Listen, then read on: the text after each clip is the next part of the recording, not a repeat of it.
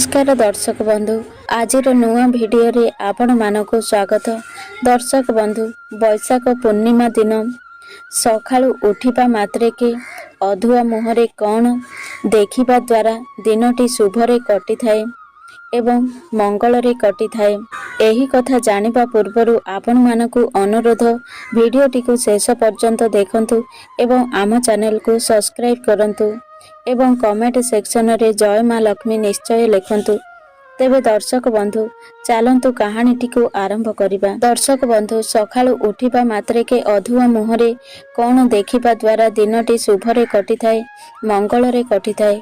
सकाळु केउ जिनिस को छुई देबा द्वारा परिवार को दरिद्रता केबे आसी न थाए। सकाळु सकाळु कौन करिबा उचित आउ कौन करिबा अनुचित ए भिडियो रे कुहा जाइछि। दर्शक बंधु, सकाळु उठिबा ठारू राति रे सोइबा पर्यंत शास्त्र रे अनेक कथा वर्णना करा जाइछि। एहाकु मानिबा द्वारा मंगल होइथाए। दर्शक बंधु, ब्रह्म मुहूर्त रे उठिबा द्वारा शरीर सुस्थ रहिथाए ओ आयु रे वृद्धि मध्य होइथाए। राति रे शीघ्र सोइबा उचित एवं सकाळु शीघ्र उठिबा उचित। प्रतिदिन ब्रह्म मुहूर्त रे निद्रा भंग हेले बहुत भल होइथाए। प्रत्येक दिन ब्रह्म मुहूर्त रे उठिबा उचित। राति 3टारू सूर्य उदय हेबार 45 मिनिट रे जो समय थाए ताहाको ब्रह्म मुहूर्त बोली कुहा जाए। सकाळु जेते शीघ्र उठिबे आपणक पई सेते भल होइथाए। दिन रे डेरी रे उठिबा द्वारा आपणकर कार्य करि परिबे नाही। तेणु शीघ्र उठिबा द्वारा आपण प्रत्येक कार्य को सुरुखुरु रे करि परिबे। शांत मन रे आनंदर सह करि परिबे। भल भाबरे टाइम देई परिबे। जेउ व्यक्ति ब्रह्म मुहूर्त रे उठी तार समस्त कर्म करिथाए ताकू सबु कर्मर फल प्राप्त होइथाए। जेउ व्यक्ति ब्रह्म मुहूर्त रे उठे नाही तार समस्त कर्मर फल नष्ट होई जाइथाए। ताहाले आमे सकाळु उठिबा मात्रे के कौन देखिले दिनटी शुभरे कटि थाए एवं सकाळु केउ वस्तु को छुई देबा द्वारा दिनटी भलरे कटि थाए। घरे धनर वर्षा होइथाए। परिवारे केबे भी लक्ष्मी छड़ा होई न थाए। सेही परिवार रे सदा सर्वदा माता लक्ष्मी प्रसन्न थांती। शास्त्र अनुसार सकाळु शଯ୍या त्याग करिबा मात्रे के निज हाथ को देखंतु। निज हाथर पापुली दय को भल भाबरे देखंतु। काहेकिना शास्त्र कहे करागे बसते लक्ष्मी कर मध्ये सरस्वती कर मूले तु गोविंद प्रभाते कर दर्शनम। तेणु प्रभात रे उठिबा मात्रे के निज पापुली दय को भल भाबरे देखंतु। काहेकिना हाथ रे लक्ष्मी सरस्वती प्रभु जगन्नाथ श्री विष्णु अछंती। समस्त देवता माने हाथ रे अछंती।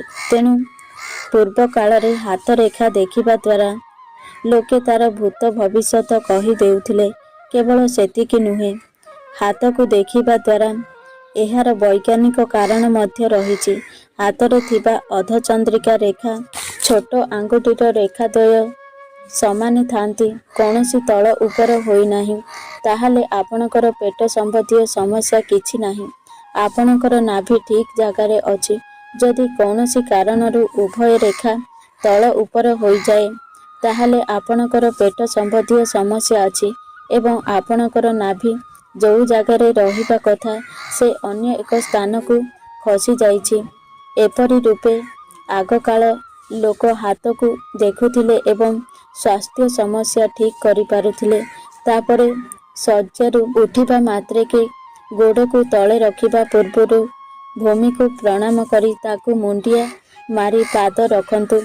काहेकिना शास्त्र कहे समुद्रे बसने लक्ष्मी पर्वत तनुमंडलम विष्णु पत्नी नमस्तुभ्यम पाद स्पर्शी क्षमा धात्री। भूमि ही माता लक्ष्मी अटंती। समस्त जीव को पालन करिबा उद्देश्य रे धरित्री रूपरे माँ लक्ष्मी विराजित। तेणु माँ लक्ष्मी ही रक्षा करुछंती, आमर पालन करुछंती। तेणु भूमि को स्पर्श करी प्रणाम करिबा द्वारा आमर परिवार रे केबे धनर समस्या देखा देब नाही। सदा सर्वदा परिवार रे लक्ष्मीकर आशीर्वाद बनी रहिब। तेणु करी भूमि को स्पर्श करी ताकू प्रणाम करिबा उचित। ताहेले शय्या त्याग करी କେଉଁ ପାଦଟି ପ୍ରଥମେ ତଳେ ରଖିବା ଦ୍ୱାରା ଦିନଟି ଶୁଭରେ କଟିଥାଏ? ଆସନ୍ତୁ ଜାଣିବା। ରବିବାର, ମଙ୍ଗଳବାର ଏବଂ ଶନିବାର ଦିନ ଡାହାଣ ଗୋଡ଼ର ପାଦ ପ୍ରଥମେ ତଳେ ରଖନ୍ତୁ। ସୋମବାର, ବୁଧବାର, ଗୁରୁବାର ଓ ଶୁକ୍ରବାର ଦିନ ବାମ ଗୋଡ଼ର ପାଦ ତଳେ ରଖନ୍ତୁ, ଯାହାଦ୍ୱାରା ଆପଣଙ୍କର ଦିନଟି ଶୁଭରେ କଟିବ। ତାପରେ ପିତାମାତାଙ୍କର ଦର୍ଶନ କରନ୍ତୁ ଏବଂ ପିତାମାତାଙ୍କ ପାଦକୁ ଛୁଇଁ ଦିଅନ୍ତୁ। କୁହାଯାଏ, ଶାସ୍ତ୍ର ଅନୁସାରେ ପିତାମାତାଙ୍କୁ ପାଦକୁ ସ୍ପର୍ଶ କରିବା ମାତ୍ରକେ ଚାରିଧାମର ଭୂମିକୁ ସ୍ପର୍ଶ କରିବା ସହ ସମାନ। ଚାରିଧାମର ଦେବତାଙ୍କୁ ଦର୍ଶନ କରିବା ସହ ସମାନ। ତେଣୁକରି ପିତାମାତାଙ୍କୁ ପ୍ରଣାମ କରି ତାଙ୍କର ଆଶୀର୍ବାଦ ପ୍ରଥମେ ନିଅନ୍ତୁ। ବାପା ମାଆଙ୍କୁ ଦର୍ଶନ କରନ୍ତୁ। ବାପା ମାଆଙ୍କୁ ପ୍ରଣାମ କରନ୍ତୁ। ଦେଖିବେ ଦିନଟି ଶୁଭରେ କଟିବ। ତେବେ ସକାଳୁ ଉଠିବା ପରେ କେଉଁ ସବୁ ଜିନିଷ ଦେଖିବା ଦ୍ୱାରା ଆମ ପାଇଁ ଶୁଭ ହୋଇଥାଏ, ମଙ୍ଗଳ ହୋଇଥାଏ? ପ୍ରଥମେ ହାତର ପାପୁଲି, ତାପରେ ବାପା ମା, ତାପରେ ସୁନା, ଚନ୍ଦନ, ଶଙ୍ଖ, ଗାଈ, ଦର୍ପଣ, ଗୋରୁ, ବ୍ରାହ୍ମଣ, କଦଳୀ ଗଛ, ପିପଳ ବୃକ୍ଷ, ସୂର୍ଯ୍ୟଦେବଙ୍କୁ ଦର୍ଶନ କରନ୍ତୁ। ଏହି ସବୁ ସକାଳୁ ଉଠି ଯଦି ଦର୍ଶନ କରନ୍ତି, ନିଶ୍ଚିତ ଭାବରେ ଆପଣଙ୍କର ଦିନଟି ଶୁଭରେ କଟିବ। ସକାଳୁ ଉଠିବା ମାତ୍ରକେ କେଉଁ କେଉଁ ସବୁ ଜିନିଷକୁ ଛୁଇଁ ଦେବା ଦ୍ୱାରା ସବୁ କିଛି ଶୁଭ ହୋଇଥାଏ?